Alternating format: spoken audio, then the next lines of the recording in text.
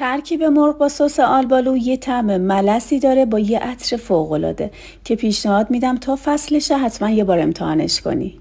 برای درست کردنش فیله ها رو از وسط نصف میکنیم، با زعفرون، نمک و فلفل سیاه، پودر سیر و پاپریکا مزه‌دار میکنیم و یه ساعتی داخل یخچال استراحت میدیم.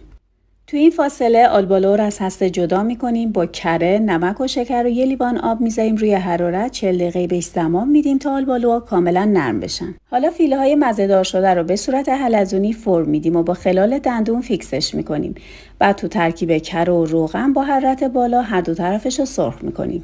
فیله ها رو از ظرف خارج میکنیم و تو همون ظرف پیاز رو تفت میدیم.